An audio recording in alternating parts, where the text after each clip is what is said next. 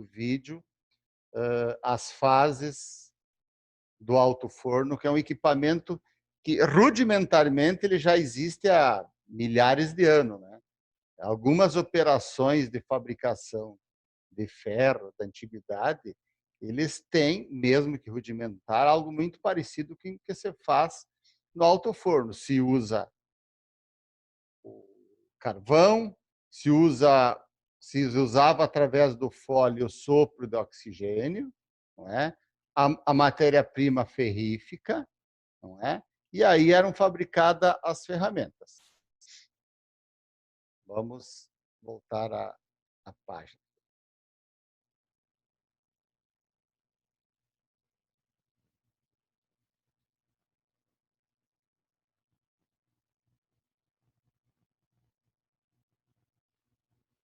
Galera, o alto forno, né, com essa divisão aí que nós já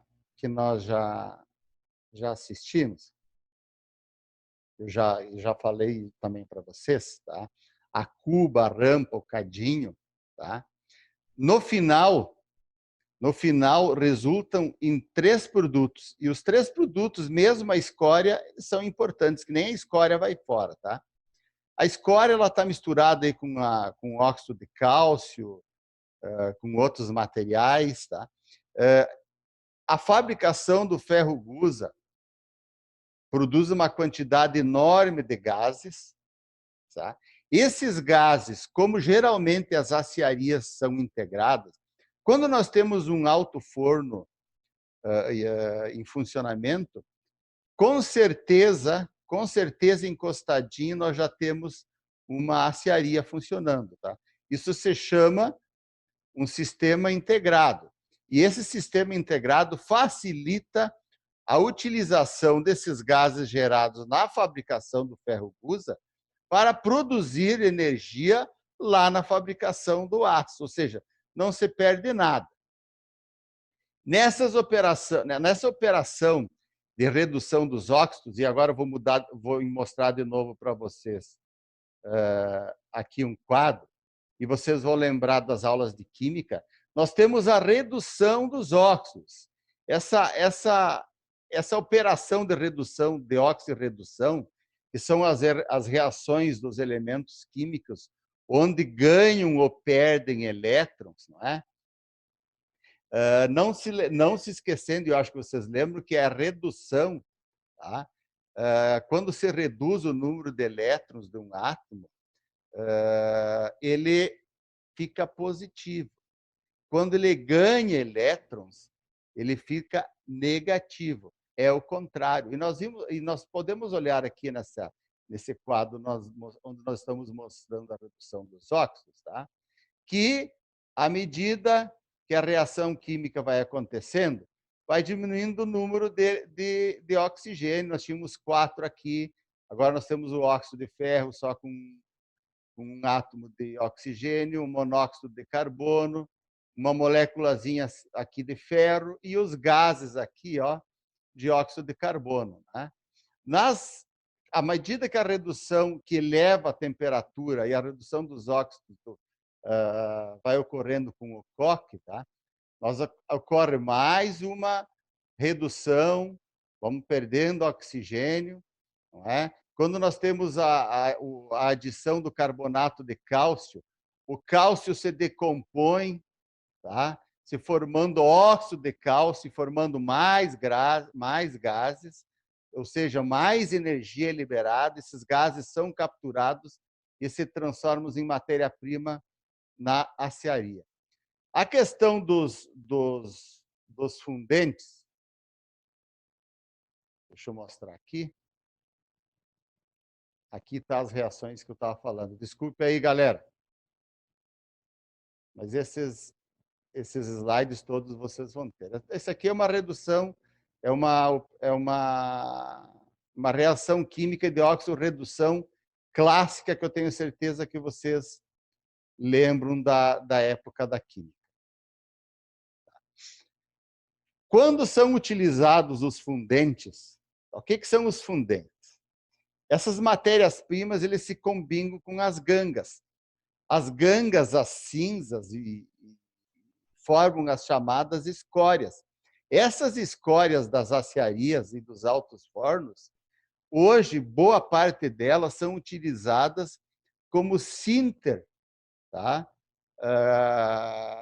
Aliás, como uma parte das matérias-primas na fabricação do cimento, nas cimenteiras, principalmente na região de, de Curitiba. Vamos de novo aqui um quadro que eu quero mostrar para vocês entenderem melhor. Tá? O principal fundente é o calcário, carbonato de cálcio. Tá? Quando o calcário é adicionado, ele sofre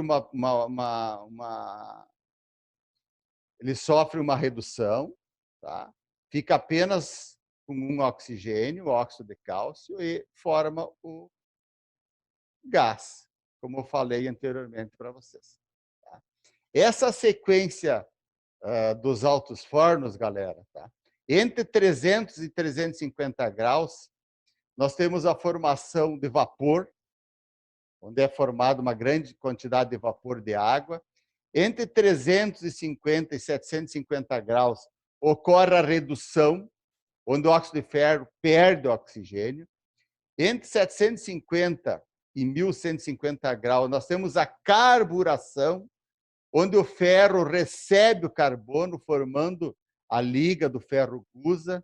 Ferro-gusa é ferro e carbono, galera. Entre 1150 e 1800 graus, ocorre a fusão. Aí sim o ferro-gusa é recolhido no cadinho, tá? Se separa de forma definitiva da escória e é encaminhado aí para as aciarias. Nas aciarias, o ferro-gusa, que é uma liga de ferro mais carbono, tá? E na ciência dos materiais, vocês vão ter esse contato aí, e nós precisamos ter esse contato o mais rápido possível.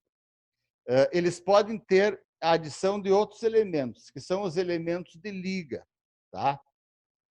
O silício, o fósforo, o enxofre, que depois são retirados em outras operações, tá?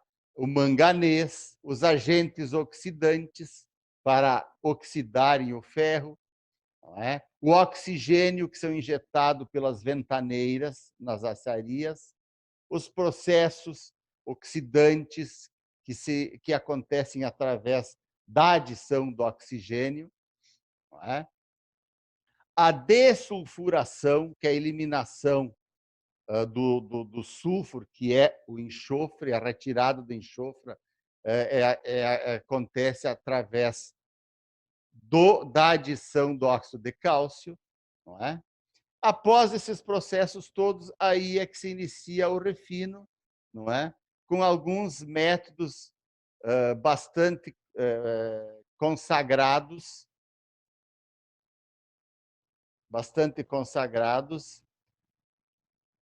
e que eu quero mostrar para vocês, pelo menos,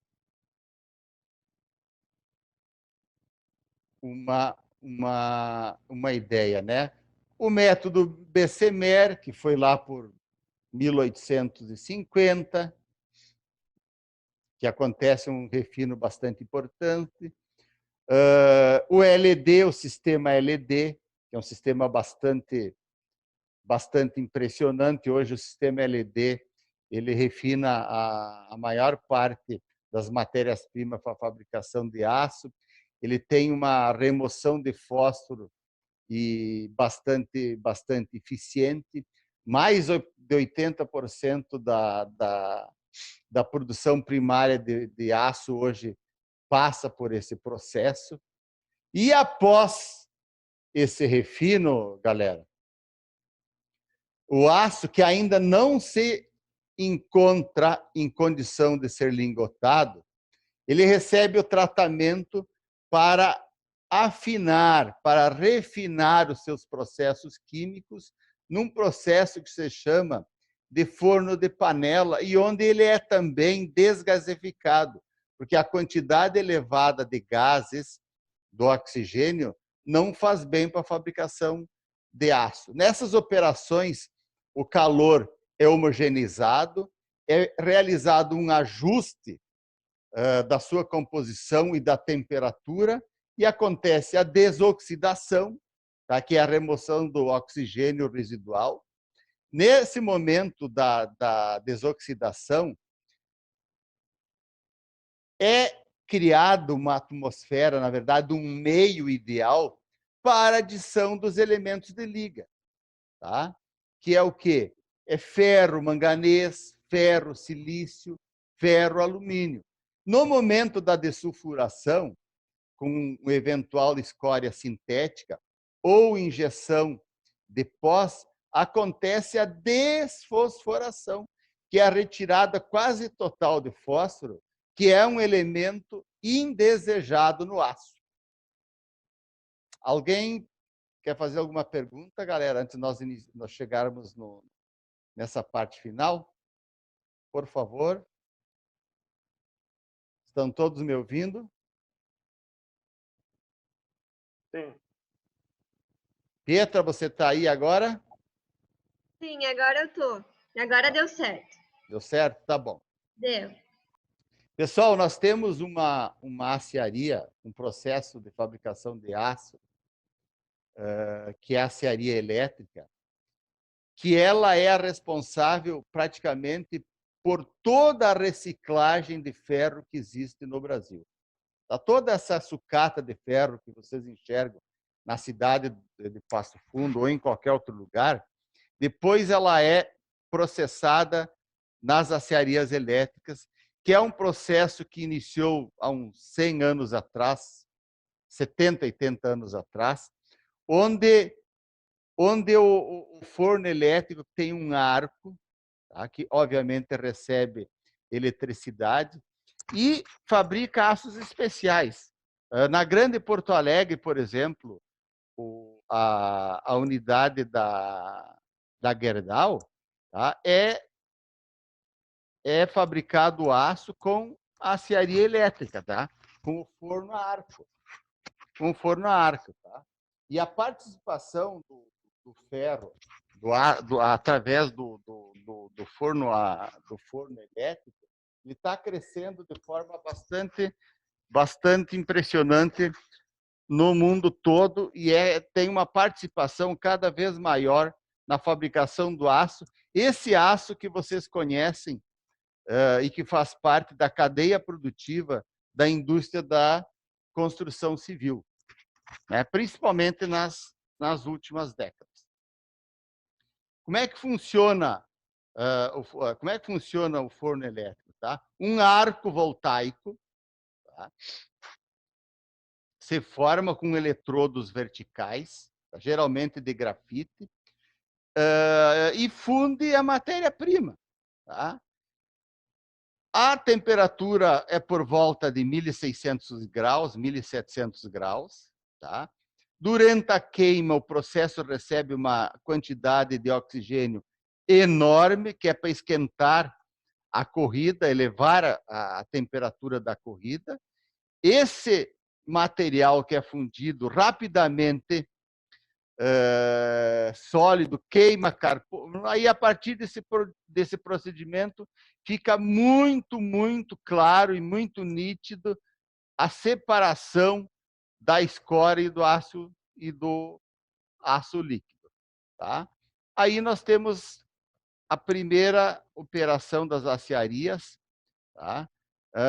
Que vai transformar o ferro gusa em aços especiais, e que nós vamos abordar para vocês conhecerem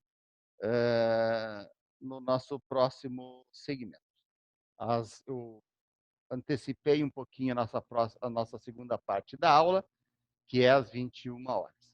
Pessoal, alguém deseja fazer alguma pergunta, tirar alguma dúvida? Que o que se tornou rotina vai continuar rotina. Nós temos o fórum. Como eu falei anteriormente, eu não vou sobrecarregar vocês no G1 com tarefas, porque eu sei que vocês estão sobrecarregados com tarefas em outras disciplinas, mas lembre que nós vamos ser bastante exigentes na tarefa do G2. Quanto a isso, nós estamos bem entendidos, tá certo?